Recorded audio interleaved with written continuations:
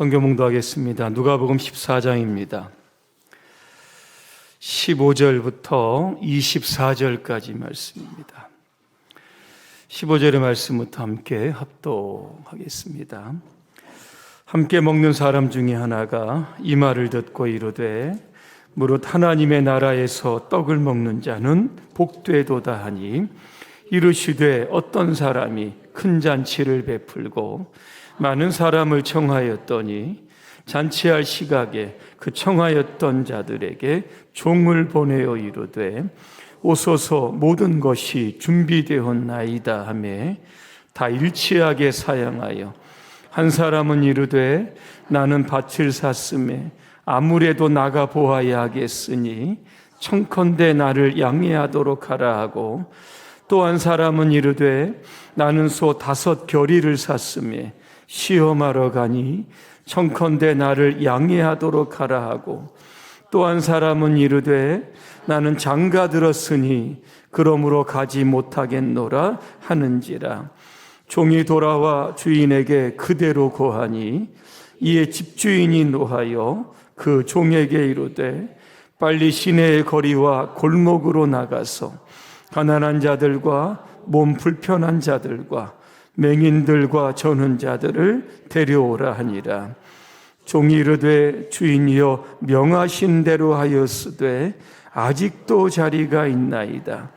주인이 종에게 이르되 길과 산울타리가로가 나가서 사람을 강권하여 데려다가 내 집을 채우라. 내가 너희에게 말하노니 전에 청하였던 그 사람들은 하나도 내 잔치를 맛보지 못하리라 하였다 하시니라. 아멘. 전도는 강권하는 것입니다. 이런 주제로 말씀을 드리겠습니다. 할렐루야. 아멘. 옆분과 인사하겠습니다. 강권하여 데려다가 교회를 채웁시다. 조금만 길어도 그죠? 굉장히 어렵습니다. 100년 동안의 고독이라고 하는 소설이 있는데 콜롬비아 작가가 썼던 겁니다. 이 책의 내용은 이렇습니다. 한 마을에 이상한 전염병이 돕니다. 근데 그 전염병은 건망증입니다. 사람들은 모든 걸 다 잃어버리기 시작을 합니다. 자기의 이름도 잃어버리고 가족의 이름도 잃어버리고 심지어 생활용품도 다 잃어버리게 되는 겁니다. 그때 건망증에 걸리지 않은 일부의 청년들이 있습니다. 이 사람들이 사물에다가 이름표를 붙이기를 시작을 합니다. 마을 입구에다가 2개의 간판을 딱 붙였는데 하나는 마칸도라고 하는 마을의 이름과 또 하나는 신은 존재한다. 마칸도와 신은 존재한다. 이게 어떤 의미가 있을까? 오늘 저자가 주는 의미는 따로 있겠지만 저는 이런 생각을 좀 해보았습니다. 이 마칸도는 마을 주민의 공동체를 뜻하는 걸 겁니다. 그 안에 건망증이 일어났다는 것은 하나님을 잃어버리고 지금 살고 있다는 겁니다. 요즘 시대는 개인주의 시대입니다. 1인 가구 급증하는 거 여러분 아실 겁니다. 혼밥, 혼술 이런 용어들 많이 나오는 시대입니다. 코로나19 이후에 교회도 마찬가지입니다. 온라인으로 예배를 드리는 분들도 많이 있습니다. 그리고 휴대폰만 있으면 어른이든 아이든 혼자서 잘 놉니다. 굳이 교회에 안 나가도 휴대폰 안에 유튜브나 어떤 영상을 통해서 예배를 드리고 있는 겁니다. 자, 이런 세월이 지속되다 보면 가나안 신자가 어마어마하게 급증하게 됩니다. 가나안은 교회를 안 나가는 신자인데 혼자서 예배 드리는 신자들이 많이 있었다라고 하는 겁니다. 앞으로 이러한 신자들이 계속 늘어간다라고 했을 때 어떤 일이 일어나게 될까? 교회라고 하는 공동체를 잃어버릴 겁니다. 봉산교회가 어디에 있지? 건망증에 걸릴 겁니다. 하나님은 어디에 계시지? 신의 존재를 아마 잃어버리게 될 겁니다. 그러면서 교회도 잃어버리고 하나님도 잃어버리고 천국 가는 길도 잃어버리게 되는 겁니다. 그러면 영적으로 건망증 환자가 되는 겁니다. 그래서 우리는 이러한 환자들을 교회로 이끌어야 할 그런 책임이 오늘 저와 여러분에게 있는 겁니다. 여러분, 교회는 어떤 곳입니까? 어떤 분은 교회는 병원이다. 영적으로 병든 사람들을 고치는 곳이다. 어떤 분은 교회는 학교다 그랬습니다. 말씀으로 교육하는 학교다 그럽니다. 어떤 분은 선교하는 곳이다. 어떤 분은 구제하는 곳이다. 나름대로 교회의 정의가 많은데 오늘 성경에 보니까 교회는 잔치하는 곳이다. 교회는 잔치집입니다. 교회는 이 땅에 하나님의 나라가 도래하기 전에 그림자의 역할을 하는 것이 바로 교회입니다. 그래서 마태복음 22장에 보니까 천국은 마치 자기 아들을 위하여 혼인잔치를 베푼 어떤 임금과 같다. 그런 표현이 나옵니다. 여러분, 잔치집에는 어떤 컨셉이 있습니까? 기쁨이 있고 즐거움이 있어야 됩니다. 예수님의 공생의 첫 번째 기적이 어디에서 시작하셨습니까? 갈릴리 가나의 혼인잔치. 포도주가 떨어집니다. 잔치 분위기 흥이 떨어졌을 때 물로 포도주를 주셔서 잔치의 기쁨을 업시켰던 분이 바로 예수님이신 겁니다. 우리가 교회에 가면 은혜가 넘친다. 야, 그 교회 은혜가 넘쳐. 은혜는 카리스라고 하는 단어인데 기뻐하다는 겁니다. 그 교회 가면 기쁨이 넘친다. 여러분, 우리는 예배를 통해서 하나님을 만난 기쁨이 넘쳐야 하는 겁니다. 성도들을 보면 일주일에 한 번 보신 분들도 있고 그런 분들 대부분일 겁니다. 얼마나 반갑습니까? 식당에서 함께 교제를 하면서 성도 간의 정이 또 넘치는 곳이 바로 교회입니다. 만나면 기뻐하는 곳, 이것이 바로 교회라고 하는 겁니다. 그래서 우리는 교회 생활도 기쁘게 해야 됩니다. 그리고 우리 모두가 다 함께 교회의 분위기를 조금 바꾸어 가야 하는 겁니다. 우리 교회는 아니지만 다른 교회 이렇게 요즘에 제가 이렇게 가보게 되면 굉장히 심각한 얼굴로 교회에 앉으신 분들이 많습니다. 마치 지옥에서 출장 오신 분들처럼 대단히 심각합니다. 표정도 좀 바꾸셔야 됩니다.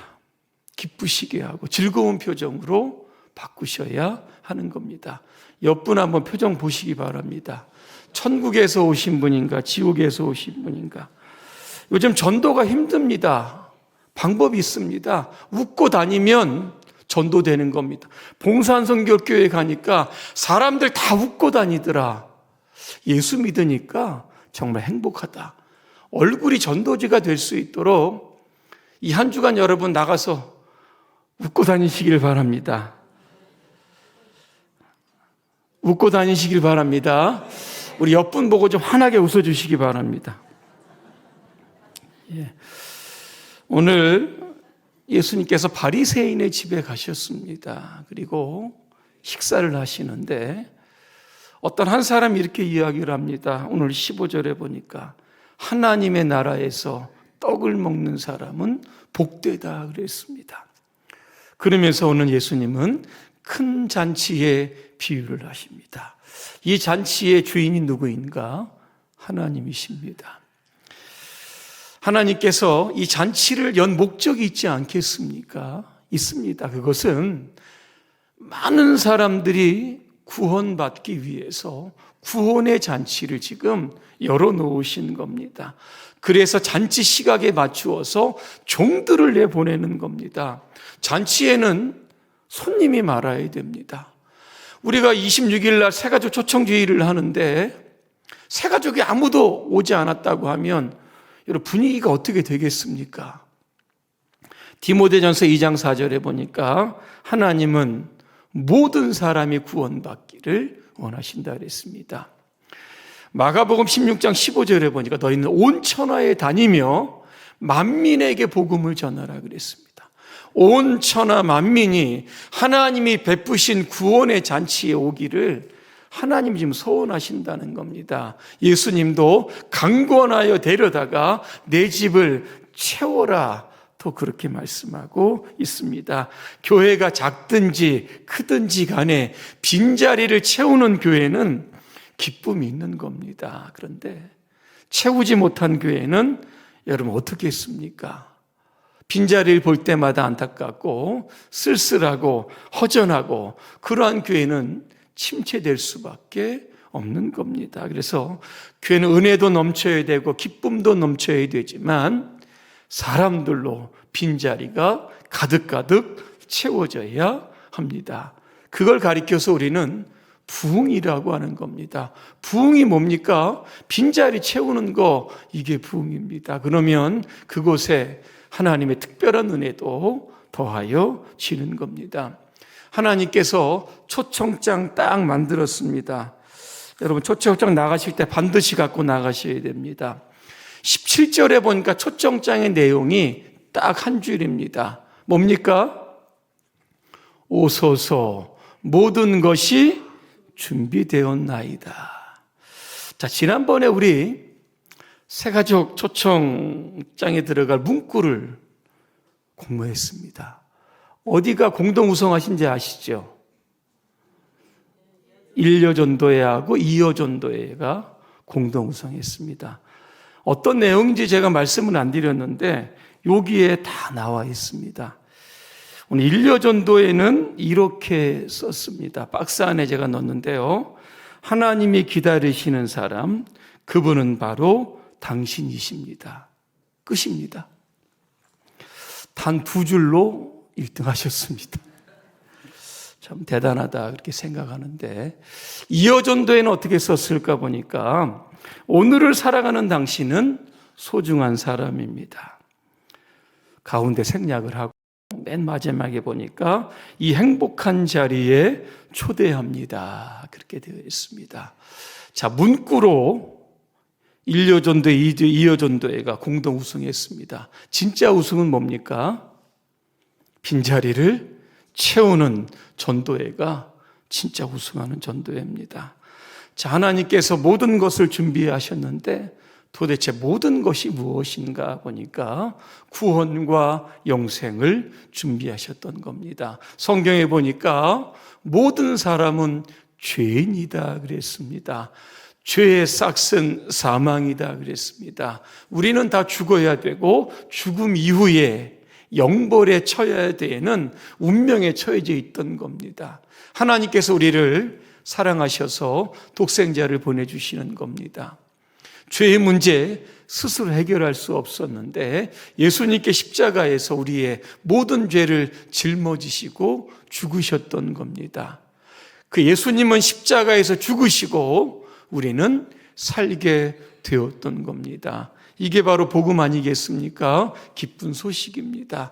그래서 하나님은 이 구원의 초청장을 많은 사람들에게 보내시면서 이 잔치에 참여할 것을 꼭 당부를 하셨던 겁니다. 문제가 생깁니다. 초청장을 받아 들었던 사람들 다 한결같이 일치하여 사양했다 그랬습니다. 안 온다는 겁니다. 왜 안 오느냐? 오늘 3사람이 나옵니다. 첫 번째 사람은 나는 밭을 샀다 그랬습니다.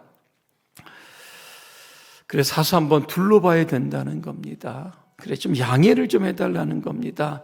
밭을 샀다는 것은 아마 부동산을 좀 구입한 것 같습니다. 건물을 좀 구입했는데 건물에 문제가 좀 생겨서 건물 조금 보러 가야 된다는 겁니다. 두 번째 사람이 말합니다.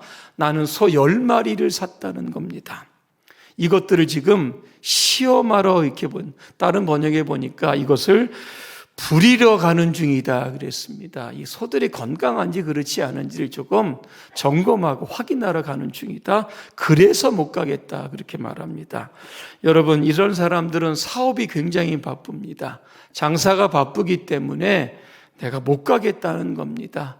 밭이 있고 소가 있는 사람들은 세상 일에 아주 열심히 살아가는 사람들입니다. 영적인 일에는 2차적으로 관심을 두는 사람들입니다. 왜? 더 많은 밭을 사야 되고 더 많은 소를 사야 되기 때문에 열심히 세상에서 일하는 분들입니다. 그런데 잠언 23장 5절에 보니까 이런 말씀이 있습니다. 아무리 재물에 눈독을 들여도 재물은 날개가 달린 독수리처럼 창고 훨훨 날아가 버릴 것이다 그랬습니다. 밭도 중요하고 소도 중요하고 장사나 사업도 성공도 다 중요합니다. 하지만 더 중요한 것이 있습니다. 바로 구원과 영생입니다. 최근 2주 사이에 저는 3분의 장례 예배를 인도를 했습니다. 이 세상에서 아무리 오래 살 것 같아도 하나님이 부르시면 가야 하는 겁니다. 이 세상이 전부가 아닙니다. 유한합니다. 일시적입니다. 하나님이 콜하면 다 내려놓고 가야 하는 것이 우리의 인생입니다. 그래서 우리는 이 땅을 겨냥해 살지 말고 하나님의 나라를 겨냥하며 살아야 합니다. 왜? 그 나라는 영원한 나라이기 때문에 그런 겁니다. 오늘 3번째 사람이 말합니다. 나는 지금 장가 들어서 못 가겠습니다. 이럽니다. 이분은 성경을 굉장히 잘 아시는 분입니다. 신명기 24장 5절입니다. 결혼한 지 얼마 되지 않은 새 신랑을 군대에 보내지 마십시오. 그리고 그 밖에 다른 의무를 갖게 하지도 마십시오. 그는 1년 동안 자유롭게 집에 머물면서 새 신부를 행복하게 해 주십시오. 이 3번째 사람에게 있어서 제일 중요한 게 뭡니까? 가정입니다. 아내와 자식들입니다. 그 가족을 위해서 할 수 있는 즐거운 일이라고 하면 얼마든지 그 일을 하겠다는 겁니다. 근데 문제는 이 잔치가 그냥 먹고 마시는 그러한 잔치가 아니라는 겁니다. 하나님 나라의 잔치고 영원한 생명과 구원을 주는 특별한 잔치 아니겠습니까? 성경에 보니까 하나님의 초청장을 받았는데 그 초청에 임하지 못하게 하는 사람들 중에 가족이 있다는 겁니다. 가족 때문에 교회에 못 나가겠다. 가족 때문에 하나님 믿는 일에 소홀히 하는 분들이 있습니다. 마태복음 10장 37절을 제가 읽어드립니다. 누구든지 나를 사랑하는 것보다 자기 부모를 더 사랑하면 나의 제자가 될 자격이 없다. 누구든지 나를 사랑하는 것보다 자기 아들과 딸들을 더 사랑하면 역시 나의 제자가 될 자격이 없다는 겁니다. 아무리 가족이라도 중요한 혈연 관계라고 할지라도 구원을 주시는 하나님보다 더 사랑하게 되면 결국에는 천국에서 멀어지는 삶을 살아가게 됩니다. 이 3사람의 공통점이 무엇일까를 좀 생각해 봅니다. 우선순위가 바뀌어졌던 사람들입니다. 땅의 욕심에 사로잡히면 결과적으로 하나님의 나라를 놓치게 되는 겁니다. 한 배가 파선을 합니다. 무인도에 이렇게 들어갑니다. 보니까 곡식이 조금 있어서 이제 땅을 일구어서 이제 농사를 시작하려고 합니다. 그런데 땅을 파다 보니까 금은보화가 나오는 겁니다. 그래서 사람들은 이 곡식 종자를 다 삶아서 먹었습니다. 그리고는 금은보화를 캐기를 시작을 합니다. 겨울이 다가옵니다. 먹을 게 없습니다. 한두 사람씩 죽어가기를 시작을 합니다. 얼마 후에 한 배가 이 섬에 도착을 합니다. 이렇게 보니까 한 곳에는 금은보화가 잔뜩 쌓여 있는데 한 곳에는 사람의 해골이 잔뜩 쌓여 있다는 겁니다. 오늘도 하나님은 우리를 향해서 오라고 하고 계시는 겁니다. 그럼에도 불구하고 사람들은 그 초청에 응하지 않습니다. 여러분 전도해 보시면 아시지 않겠습니까? 여러 가지 이유가 있지만 대체적으로 2가지입니다. 너무 바쁘다는 겁니다. 바빠서 교회 못 나가겠다는 겁니다. 근데 여러분 아무리 바빠도 할 거 다 합니다. 또 하나, 내가 교회는 나가는데 지금은 아니고 나중에 나가겠다. 이렇게 미루시는 분들이 많습니다. 그런데 성경에 보니까 인생은 내일 일을 알지 못합니다. 10분 뒤에 우리의 삶에 어떤 일이 일어날지도 알지 못하는 겁니다. 그래서 구원의 기회는 지금입니다. 현재입니다. 미루어서는 안 됩니다. 고린도후서 6장 2절입니다. 지금이야말로 은혜 받을 때일 때고 지금이야말로 구원받을 때다. 그렇게 말씀하는 겁니다. 자, 초청장을 돌렸습니다. 안 오는 겁니다. 오늘 하나님이 대단히 화가 나십니다. 종들을 부릅니다. 21절에 뭐라고 말씀하십니까? 빨리 그랬습니다. 시내 거리와 골목으로 나가라 그랬습니다. 그리고는 사람을 초청하라는 겁니다. 대상이 누구일까? 가난한 사람도 나오고 몸 불편한 사람도 나오고 앞을 보지 못하는 사람들도 나오고 신체적으로 저는 사람들, 장애가 있는 사람들이 나오는 그 사람들을 초대해서 빈자리를 채우라 그랬습니다. 종들이 열심히 나가서 데리고 옵니다. 그런데 보니까 자리가 아직도 남아있는 겁니다. 여러분, 주인이 또 뭐라고 이야기를 합니까? 23절입니다.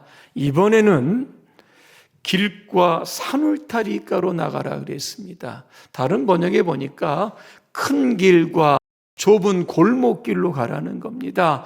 거리를 다니면서 눈에 보이는 사람들 강권하여 데려다가 내 집을 지으라 그랬습니다. 그냥 울타리에 서 있는 사람도 있을 것이고 노는 사람도 있을 것이고 빈둥거리는 사람도 있을 겁니다. 먼 산 쳐다보는 사람도 있을 겁니다. 한 사람도 놓치지 말고 강권하여 그들을 데려다가 빈자리를 채우라 그렇게 말씀합니다. 여기에 종들은 누굽니까? 오늘 저와 여러분들입니다. 종들의 역할은 본문에 보니까 딱 두 가지입니다. 하나는 주인이 명령을 하면 즉각적으로 순종을 하는 겁니다. 시내로 나가라고 하면 그냥 빨리 뛰쳐나가는 겁니다. 그리고 길가로 나가라고 하면, 골목으로 나가라고 하면, 산으로 가라고 하면 가는 것이고, 아골골짝이라도 가라 그러면 예하고 가는 것이 바로 종들이라고 하는 겁니다. 누군가는 이런 이야기를 합니다. 성도는 세상을 향해서 날아가는 미사일과 같다 그랬습니다. 복음이라고 하는 미사일이 저와 여러분 아니겠습니까? 어디로 가야 합니까? 믿지 않는 세상의 한복판으로 가야 하는 겁니다. 연계신학자 존 스토트는 전도하지 않는 죄라고 하는 책에서 이런 이야기를 합니다. 아직도 예수님을 모르고 죽어가는 사람들이 있는데 그들에게 복음을 전해주지 않는 것, 그것이 바로 죄다. 그렇게 정의를 합니다. 바나우스라고 하는 신학자는 오늘날의 기독교인들은 영적인 자폐증에 걸렸다 그랬습니다. 자폐 환자는 말을 안 하고 자기를 표현하지 않습니다. 그렇듯 예수 그리스도가 나의 구주가 되심을 이게 말하지 않는 겁니다. 표현하지 않으면 다른 사람이 들을 수 없는 겁니다. 그래서 우리는 가야 하는 겁니다. 여러분, 갈 데가 여러분 얼마나 많겠습니까? 아직도 믿지 않는 대구는 한 10%밖에 안 되는데 250만의 10%입니다. 나머지 90%가 있는 곳 많습니다. 오늘 하나님은 그곳으로 가라는 겁니다. 만나는 사람들에게 초청을 하는 겁니다. 오소서, 모든 것이 다 준비되어 있습니다. 당신을 위하여 영원한 생명과 구원과 천국이 준비되어 있으니까 이 초청장에 응하여 달라고 그렇게 전달하는 것이 바로 종의 역할입니다. 또 하나, 종은 강권하여 사람을 데려다가 내 집을 채워야 하는 겁니다. 전도의 방법 중에 하나가 바로 강권하는 것인데 현대인의 성경 새 번역도 있고 공동 번역도 있고 NIV도 있는데 공통적으로 이 강권하라를 억지로 어떻게 해석을 하냐면 이렇게 해석을 합니다. 사람들을 억지로라도 데려다가 내 집을 채우라는 겁니다. 오기 싫다고 하면 조금 꼭 붙들고 라서라도 교회를 데리고 오라. 좀 강권적인 의미가 여기에 담겨져 있는 겁니다. 누군가 한강에서 뛰어내리기 위해서 마포대교 그 난간에 여러분 서 있습니다. 어떻게 하시겠습니까? 어떻게 하시겠어요? 기도하시겠습니까? 제발 저분 떨어지면 안 될 텐데. 119 전화하시고 119 대원 올 때까지 기다리겠습니까? 아닙니다. 순간적으로 떨어질 겁니다. 얼른 몸을 날려가지고 떨어지지 않도록 뭐라도 붙들어야 그 사람 살 거 아니겠습니까? 이게 강권하는 겁니다. 여러분, 어떤 분들에게는 어떻게 강권해서 전도하는 거, 이게 조금 품이나 교양이 없지 않느냐, 좀 이렇게 이야기하시는데, 성경에 보면 강권적으로 구원받은 사람들이 있습니다. 창세기 19장에가 아니라 롯의 가족들이 나옵니다. 롯이 살았던 도시는 소돔성입니다. 잘 아시는 것처럼 동성애가 만연한 도시입니다. 두 천사가 롯에게 이렇게 이야기합니다. 하나님께서 이 도시를 멸망하기로 작정하셨다. 하루속히 이 도시를 떠나라 그랬습니다. 롯이 나가서 사위들에게 갑니다. 하나님의 심판이 임박했다는 겁니다. 빨리 이 도시를 떠나자 그러니까 그때가 저녁 때입니다. 사위들이 뭐라고 그러냐면 장인이 얘기하면 귀담아 들어야 되는데 농담으로 들었다 그랬습니다. 여러분, 아무리 장인이 좀 실없는 사람이라고 해도 지금 멸망이 임박해 있지 않겠습니까? 그러면 이 시간에 농담하겠습니까? 그런데 이 사위들은 농담으로 들었다. 농담이 뭘까요? 그냥 흘려 들은 겁니다. 그냥 웃으면서 아예 장인 정말 웃기시네. 여러분, 이렇게 이야기를 했다는 겁니다. 그들은 현재 누리고 있는 소돔과 고모라 땅에 그 즐거움을 놓치고 싶지 않았던 겁니다. 그냥 세상에 도취되고 살았던 그 삶을 영원한 삶과 바꾸고 싶지 않았던 겁니다. 여러분, 이튿날 새벽이 됩니다. 두 천사가 말합니다. 빨리 우물쭈물대지 말고 이 도시를 떠나라 그랬습니다. 그런데 성경에 보니까 롯이 꾸물거렸다 그랬습니다. 자꾸 미적대는 겁니다. 그때 두 천사가 여러분 어떻게 합니까? 롯과 롯의 아내의 손을 잡고 또 하나는 두 딸의 손을 하나씩 잡고 그 도시를 황급하게 빠져나오게 됩니다. 그 이후로 여러분 어떤 일이 있었는지 아십니까? 창세기 19장 24절 25절입니다. 유황과 불을 소돔과 고모라 땅에 비처럼 내리셨다. 살아있는 모든 사람들을 다 멸하셨다. 그렇게 되어 있습니다. 이게 바로 여러분 강권하는 겁니다.